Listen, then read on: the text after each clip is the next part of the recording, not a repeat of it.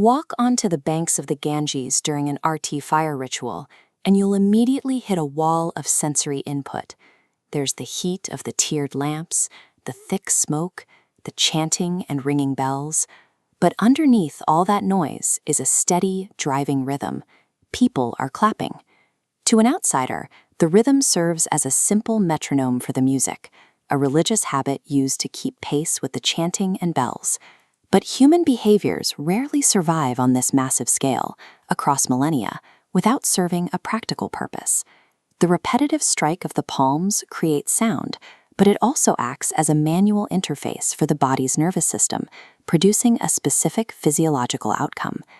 If you ask a practitioner why they clap during prayer, the traditional answer revolves around energy.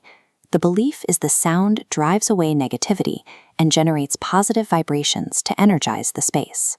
To understand how energizing a room actually functions in the real world, we have to look inside the human body.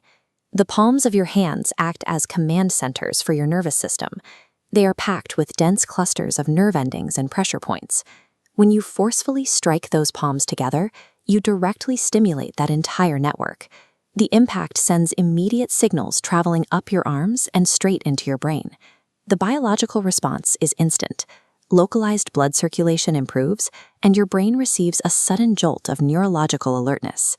Viewed through this lens, clapping functions as a localized, highly efficient physical workout. Those ancient texts describing a positive vibration perfectly outline the measurable, quantifiable spike in physical circulation and alertness happening inside the practitioner's body. But the effects of this physical jolt don't stop at the body. They solve a major problem for the mind. Sitting silently in a room for long periods is hard.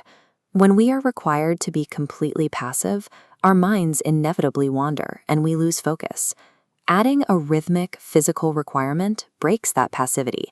It forces your brain to stay anchored in the present moment, to match an external beat. When hundreds of people match that same beat, they enter a state of group synchronization. Moving in physical unison lowers social barriers and creates an immediate bond between strangers. You stop being an isolated observer sitting quietly in a crowd, and you become an active participant in a shared state of celebration. It takes an exercise that is typically solitary and highly prone to distraction, and builds a physical architecture for collective attention. When you look closely, driving away negative energy was a precise ancient remedy for the very real human problems of lethargy, poor circulation, and mental drift. It's tempting from a modern perspective to look at old religious rituals and dismiss them as pure superstition. But these cultural practices often survived because they offer a precise, physical method for managing human biology and mental focus. You don't need to be in a temple to use this. You can extract the physical mechanic of clapping and use it right now, at your desk, as a tool to reboot your focus or get your blood moving. Knowing the biological mechanics behind it, would you be willing to try adding this physical engagement into your own daily routine or meditation practice? Let me know in the comments below. Type yes or no. Because sometimes ancient tradition is exactly the behavioral science we need today.